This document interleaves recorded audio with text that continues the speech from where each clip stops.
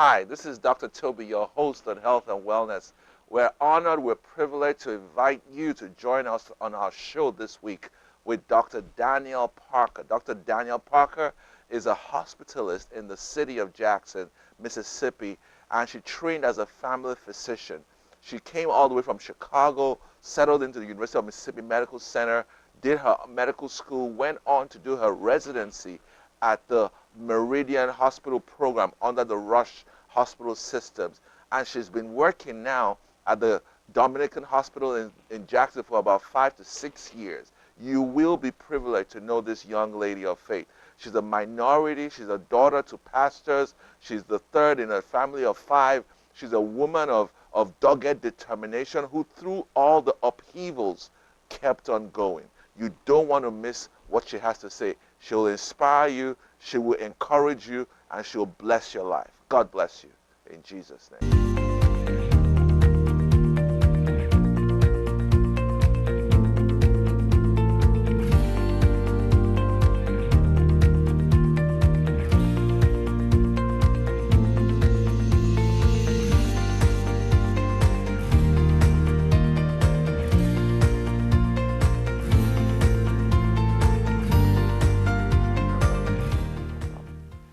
Hi, this is Dr. Toby, your host on Health and Wellness. Thank you. Don't touch that dial. We have a great program with Dr. Danielle Parker. She's a hospitalist somewhere in the city of Jackson at the moment, and she trained at the University of Mississippi Medical Center. She's a girl, a woman of many achievements. She went to the University of Chicago for her undergrad, then came down here. Her father was a veteran. Her father is a pastor. And she went on to the University of Mississippi Medical Center, then did her residency in Meridian. Dr. Parker is the 4th child out of 5, and she's a woman who has blazed a trail in our community. We're honored, we're privileged to have Dr. Danielle Parker with us today. Thank you so much. It is a pleasure Real to be here, honor. sir. Thank you so much.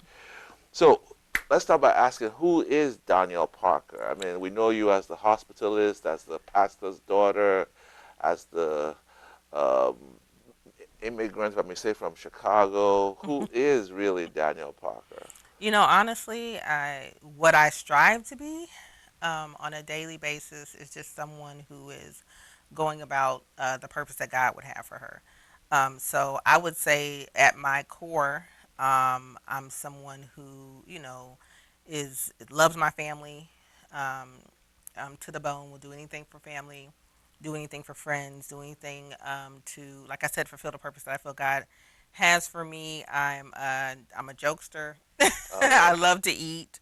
Um, I love food, and I love to travel. So I would say that's probably me in a Awesome. nutshell. Yeah. So, Chicago, Mississippi, what brought that about? So it was actually kind of an accident. So to be quite honest, I was in college. I was trying to figure out what I wanted to do after graduation, and usually, God had blessed me that whenever I look for a job, whenever I look to do something, whether it be working in labs, whether it be working on research projects or finding a job to do, I could find it, right? It was always a blessing. But for some reason, I could not secure anything in Chicago that summer, the summer after graduation. And so I was talking to my best friend about it. I was like, well, I don't know what I'm going to do. Like the lab I was with, they don't have any more spots, and they've already replaced me with somebody else, thinking I was going to leave. And she was like, "Why don't you just go home to Mississippi?" And Which the is reason home? why it Oh, was home at the time. The reason why it was home was because my parents had just moved there a year prior to me graduating college, to start a ministry. And so I said, "Well, I don't want to go to Mississippi. I don't know anything about it, right? oh, really? Like I don't want to go. I want to Do your stay in parents Chicago." have roots in Mississippi? My mother does. So Okay. my mother's family, like my grandmother and grandfather, are from Vicksburg, Mississippi, and so I have family in Vicksburg still, and I have a couple of family members that are in Jackson, other than like my mother and my father. But that's the only roots we really had. I've been there as a child, a couple of times, but I had never, really lived there. Other than when I was like about 6 or so, and so it wasn't ideal for me to go back because I didn't know anything about it. You know what I But mean? your grandparents were still alive at the time. At the time, yes, I had Oh, one grandfather that was still alive, but he wasn't in Vicksburg. He Vicksburg. was in Chicago. He was actually in Oh, Aurora, right? Exactly, which oh, is like right outside of Chicago. So my plan was to stay in Illinois, but Hmm. nothing worked out. So I came. I stayed on their couch, prayed about it. Ended up going to Mississippi College to do a master's in medical sciences, biological Wow. sciences, and so I did that. And then from there, worked in a lab at the VA, and then from there went to medical school. So that's how I kind of ended up in In Mississippi. Mississippi. Yeah, Wow. exactly. And never So, left. and then, so your undergrad was in biomedical? Yeah, my undergrad was not biomedical; it was just in biological sciences. Okay. Okay. So I did a biological sciences with a concentration in like endocrinology. Hmm. So that's what I was interested in at first for undergrad. So yeah. Wow. Now, your dad was a veteran, military. Hmm. So, did you guys travel with him all over the country, all over the world? No, he by the time we came along, he was kind of Okay. out of the military. Really, he's a Marine, and he's very proud of it. You ever talk about it? Really? Yeah. But by the time he was done, by the time we came around, he was done. He was fully in the ministry by the time we came around. So Oh. all I remember of my father is him being in the ministry. So all of my life. So he was in ministry in Chicago, then Hmm. moved to Mississippi. And whether it be, there were times in Chicago where he had his own ministry, which would be Hmm. Christ the Fountain New Life Church, and then there were times we were part of other Other ministries. ministries. Oh. So he, most of the time, he had his own, but all of my life, like I said, he's always been I didn't know he was in a ministry. Marine. That's Yeah, impressive. he's a Wow. Marine. Impressive. And surprising none of you went into the military. No, in fact, what's interesting is he didn't really push us towards it, which is interesting. You Oh, would really? think that, as a Marine, he would be like, somebody do. The only thing he tried to push us towards was Clark College. He went to Clark College as an undergrad In Mississippi. in Atlanta. In Atlanta. Hmm. Oh. And so it's funny, we had all these options to go to college, and he was like, well, you can go all these places, and then also don't forget Clark College, Oh, but nobody really? ever, nobody went to Clark, which I think he was a little upset about, but yeah. So, give us a little background. Five kids, military family, Yeah. mostly domiciled in Chicago. Were they all boys and girls, or your siblings? How did your parents meet? How did you get them? So okay, what I know of how my parents met, I have an aunt that owns a hair salon in Aurora, which is like an hour outside of Chicago. And my dad went in there to get his hair cut. Apparently, he went in there frequently, and my aunt introduced him to my mother. So Oh, that's this how they aunt met is your each other. mom's sister. Yes, exactly. That's how Really? they Oh, met. wow. It was a setup. Right, exactly. It was a setup. It was a setup. So that's how they met. Um, and then they kind of just, kind of stuck with each other from there. Um, and both had one child that kind of brought to the marriage. So I Okay. have two of my older brothers. My dad had one older, and my mother had one. So they brought a child to the marriage, and then there were three of us that came from their joining. But So was your dad, your mom was in Chicago at the time your dad was in Chicago? yeah, so he actually Okay. got there. He's from Georgia Okay. originally. My dad is from Georgia. He started working at Fermilab. Oh. Um, as an air technician at Fermilab, and so that's how he got to Batavia, which is like not too far from Aurora. All of Mm. this are like surrounding area of Chicago. Wow. So that's how they met. Mm. That's how he got to the area to meet Oh, her. wow. Yeah. So your two brothers, Eddie in the medical field? No, Okay. neither one of them. Okay. So my one I have both of them are actually in Georgia. Okay. One does like air conditioning. He has his Right. own company doing that, I think and we the call other it one. AVC or Right, something. exactly, something like DC, that, something like that. exactly. And the other one, HMC. he he's working in management at Publix. So they're Mm. both neither one of them do anything anything And with the then medical your field. younger sister is a French teacher. Yeah, my younger sister went to school. She actually went to Emory, Okay. and she took French there, majored in French there. She taught French up until last year. Decided that she wants to be a nurse now. That's awesome. So now she's going to start at UMMC doing their accelerator program in January. She's gonna be My the sister. first bilingual nurse at UMC. Parler français. Yeah, It, Tiffany. One thing I love about her, she is going to do what she wants to do. So she and just how about switched the it. last one? You talked about two boys and then your Yes. sister. Oh, yeah. So my older brother, I have three older brothers. Okay. The one that's closest to me is a electrical and computer engineer in California. Awesome. Wow. And he went to Purdue. He's a big Purdue fan. He goes back whenever he can. Purdue's in Indiana. Indiana, Mhm. right? That's what I thought. Mhm. Wow. So you were born in Chicago, I presume? Yeah. Well, yeah, St. Charles, which is right outside Outside, Chicago. okay. Mhm. So thanks for giving us the background. It was Yeah. actually a blended family in the Yeah. 70s, maybe early 80s. 80s. Yeah. Mhm. Mhm. I think the blended family concept came up more in the 80s and 90s. So when your parents got together, was there any difference between, did you think your brother was, I mean, you didn't think he was different. I mean, it was just One, a, only one of them actually lived with us. My okay, dad's son was always in Atlanta, so we okay. saw him, periodically.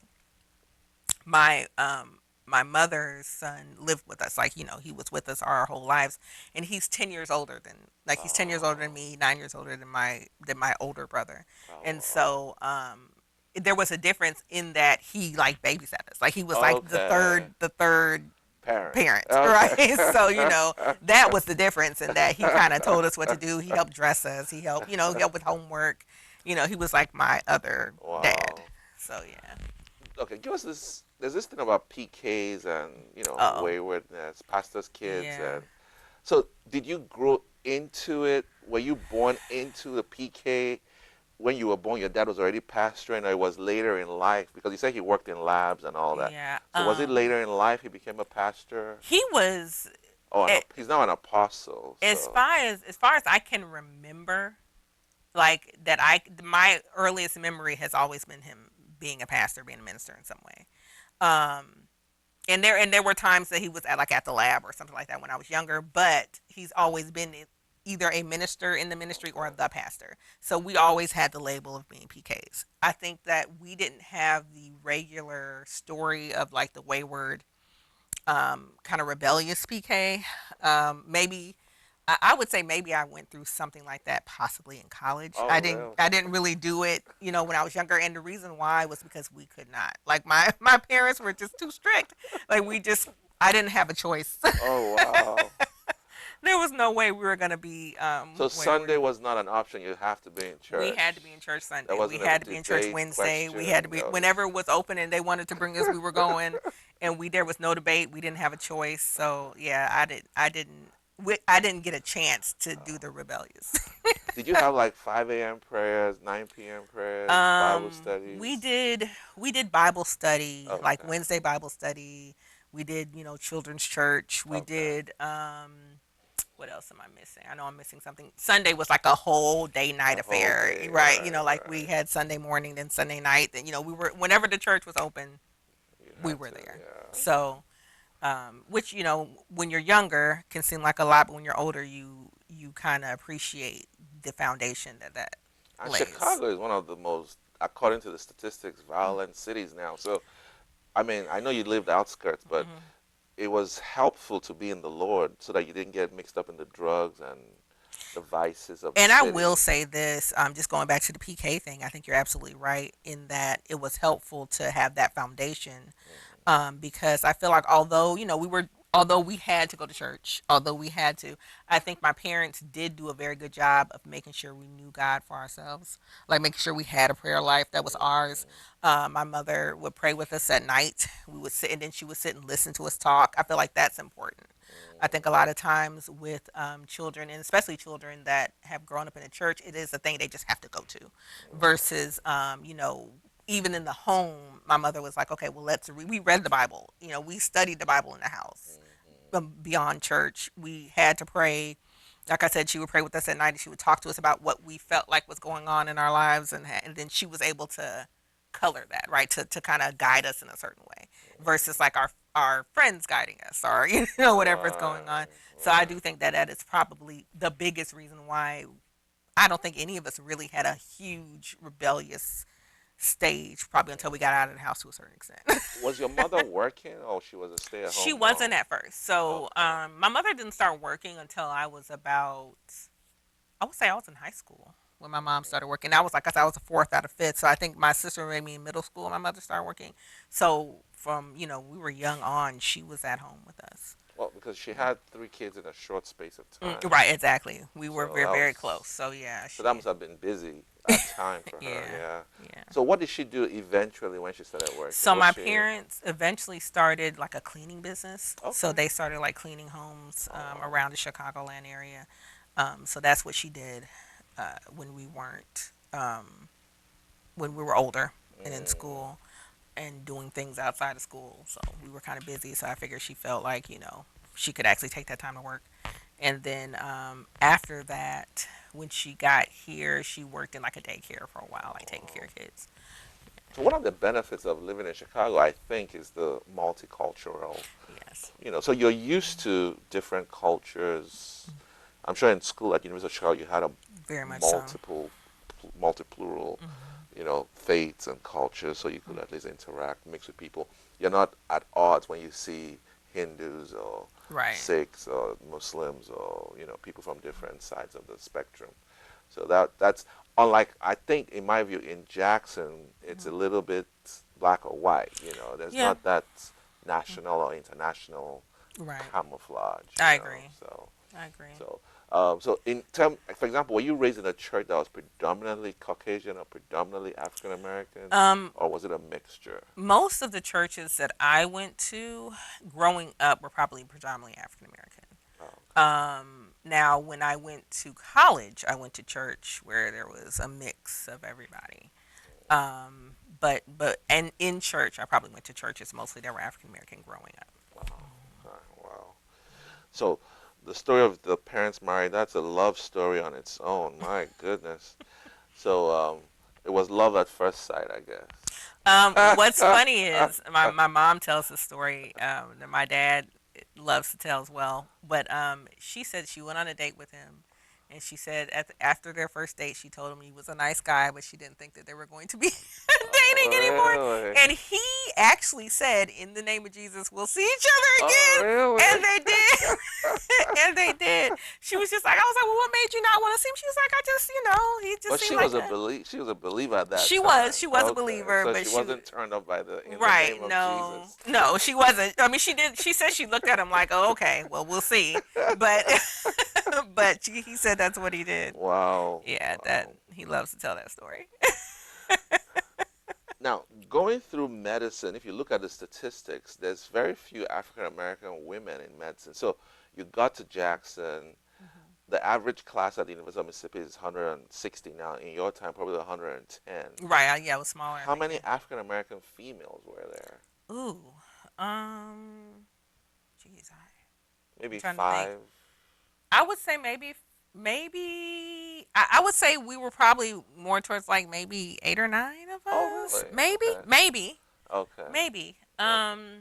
Yeah, I might be over. Might be over. Well, the statistics still show there's the female African American is showing some progress. The Mhm. African American male Mhm. is showing some decrease in terms of the percentage going Yeah. to medical school. Yeah, I did So see that. Yeah. so as a woman in medicine, as an African American woman in medicine, so when you entered UMC, Mhm. you obviously loved medicine, you desired it, and did you face any challenges in the course of your pursuit of your dream? Oh yeah. I Okay. think and Because some of my viewers want to pursue some of their dreams, oh and yeah. your Yeah. story might inspire them to go ahead no matter what odds they face. I mean, I think it is. I think representation is important, right? So going to medical school and not seeing a whole lot of people that look like you can be a bit daunting sometimes.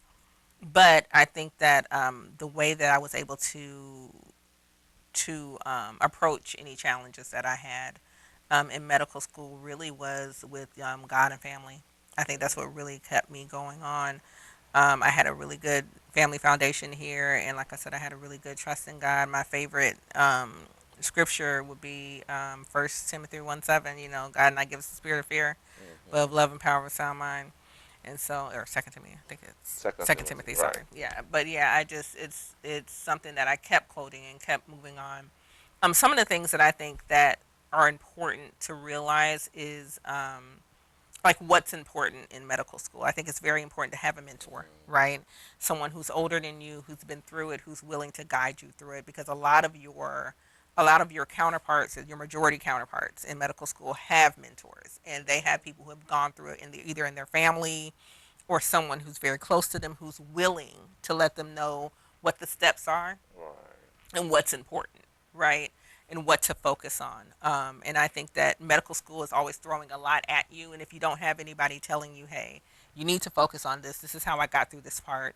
You need to make sure that you're studying for your steps right now. You need to make sure that you're getting to this point right now. It is actually important that you do something outside of medical school in order to, look good to some of these residencies. I think it's important that somebody is telling you that.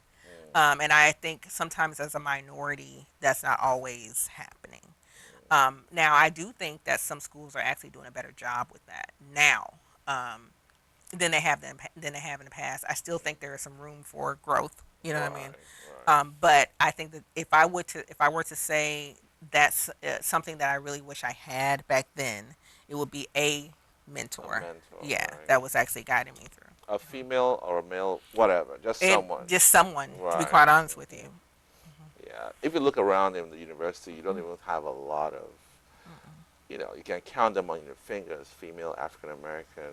They're not that many. Right. African American males, probably, they're there, but not that many. Right. So a Exactly. few years ago, we got the Impact the Race grant at the University of Mississippi. Basically, it's from I think the AAMC, American Academy of Medical Colleges.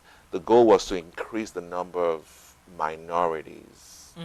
that come into medical school. So they're hiring people just to get that word out there, so we can increase our intake of minorities. I think it's probably about 10% Hmm. on the average. Right. You know, Right. Right. about 10%. So yeah. So just before we divert, so give me your thoughts. What was your fondest memory in the Illinois Chicago area? Okay, and My then what's your fondest fondest memories memory. in the Jackson? But let's talk about Chicago first. Fondest memories. Growing up in Chicago, was it the snow? It was not the snow. It was not the snow. Oh, really? Although I will say, to be quite honest, I would say some of my fondest memories in Chicago probably involve my cousins. I had a lot of family up there from my mom's side, because they all immigrate. They all migrated to the Chicagoland area from Mississippi. So all my aunts and uncles and everybody was there, including my grandmother and grandfather at one point. So Mm, I would say, just kind of being with them and eating and, having family get togethers. And that was probably my fondest memory of being in that area. wow. It's kind of being with family. And then also, like I said, I'm a bit of a foodie. So what I love about Chicago is just the diverse types of Oh, food that you can food. get. Okay. Yeah. So I mean, I do miss that, being able to kind of go out of, walk out of my door and get different types of food. I mean, So Indian, right, I love Indian food. Korean, I love Egyptian food. I love Egyptian. right. Exactly. I mean, it's Okay. like Ethiopian food. Ethiopia food. Right. It's Okay. just it's whatever you like. You can Chicago get. has all those restaurants. You can Uh, find it. Right. Exactly. okay. I mean, there was I guess they had Trinidadian food. I mean, African Americans, African food too, mhm. like Yeah. Nigerian. Yeah. Exactly. Exactly. Wow, Exactly. So wow. that I do miss.